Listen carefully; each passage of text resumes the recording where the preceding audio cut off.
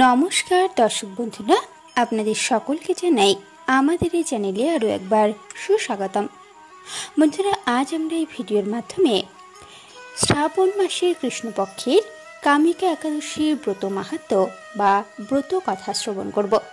আশা করছি আজকের এই তথ্য আপনাদের ভালো লাগবে। বন্ধুরা, শ্রাবণ কৃষ্ণপক্ষিয়া কামিকা একাদশীর ব্রত কথা ব্রহ্ম বৈবর্ত পুরাণে যুধিষ্ঠির শ্রীকৃষ্ণ সংবাদে বলা হয়েছে। যুধিষ্ঠির মহারাজ শ্রীকৃষ্ণকে বললেন, হে গোবিন্দ, হে বাসুদেব, শ্রাবণ মাসে কৃষ্ণপক্ষের একাদশীর নাম এবং মাহাত্ম্য সবিস্তারে আমার কাছে বর্ণনা করুন। তা শুনতে আমি অত্যন্তই কৌতূহলী। প্রত্যুত্তরে ভক্ত বৎসল্য ভগবান শ্রীকৃষ্ণ বললেন, হে রাজন, পূর্বে দেবশ্রী নারদ প্রজাপতি ব্রহ্মাকে এই একই প্রশ্ন করেন। তখন তিনি যে উত্তর প্রদান করেছিলেন, আমি এখন সেই কথাই তোমাকে বলছি, তুমি মনোযোগ সহকারে তা শ্রবণ করো। প্রতি বছর শ্রাবণ মাসের কৃষ্ণপক্ষের একাদশী তিথিতে পালিত হয় কামিকা একাদশীর ব্রত বা উপবাস।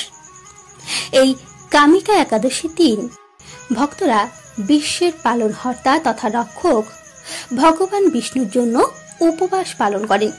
একটি ধর্মীয় বিশ্বাস রয়েছে যে কামিকা একাদশীর উপবাস করলে ব্যক্তির জানতে বা অজান্তে করা সমস্ত পাপ দূর হয়। এছাড়াও গোদান বা ভূদানের সমান ফল পাওয়া যায়। তাই কামিকা একাদশীতে ভক্তরা ভক্তি সহকারে শ্রী নারায়ণ, হরি তথা বিষ্ণু এবং মা লক্ষ্মীর পূজা করেন, উপবাস রাখেন। আপনাদেরও যদি জানতে অজান্তে করা পাপ থেকে মুক্তি পেতে চান, তাহলে অবশ্যই এই কামিকা একাদশীর ব্রত রাখুন এবং ব্রত কথা শুনবেন।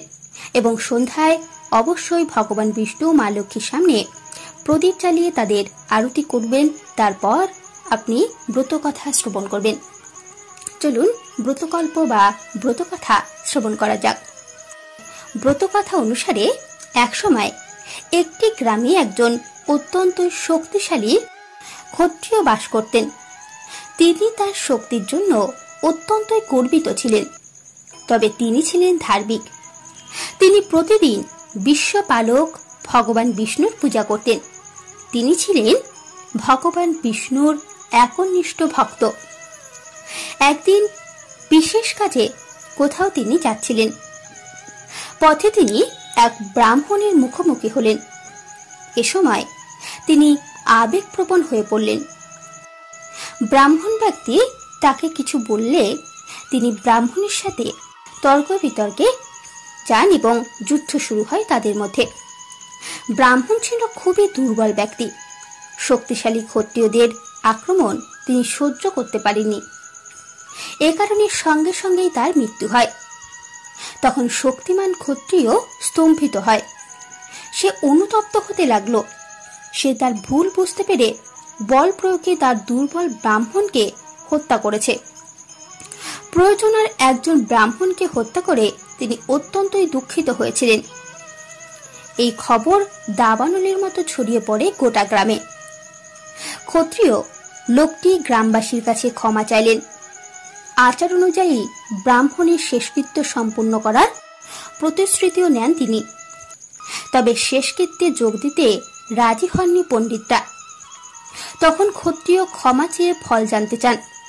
তখন পণ্ডিতরা বললেন, ব্রহ্মা হত্যার অপরাধে প্রায়শ্চিত্ত করে আমরা তোমার বাড়িতে খাবার দেব।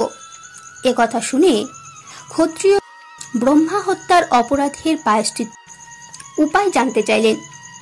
পণ্ডিতরা জানান, শ্রাবণ মাসের কৃষ্ণপক্ষের একাদশী তিথিতে আচার অনুষ্ঠান অনুসারে জগৎ রক্ষাকর্তা ভগবান বিষ্ণুর পূজা করুন। এছাড়াও ব্রাহ্মণদের পেট পুরে ভোজন করান এবং আপনার সামর্থ্য অনুযায়ী তাদেরকে দক্ষিণা দান করুন। এতে আপনি ব্রহ্মা হত্যা দোষ থেকে মুক্তি পেতে পারবেন। পরে ক্ষত্রিয় ব্রাহ্মণ ব্যক্তিকে দাহ করেন এবং ব্রাহ্মণদের প্রতিশ্রুতি অনুসারে শ্রাবণ মাসের কামিকা একাদশী তিথিতে ক্ষত্রিয় রীতি অনুসারে ভগবান বিষ্ণুর পূজা করেছিলেন। তিনি ব্রাহ্মণদের খাবারও খাইয়ে তাদেরকে দক্ষিণা দান করেন, তাদের আশীর্বাদ নেন।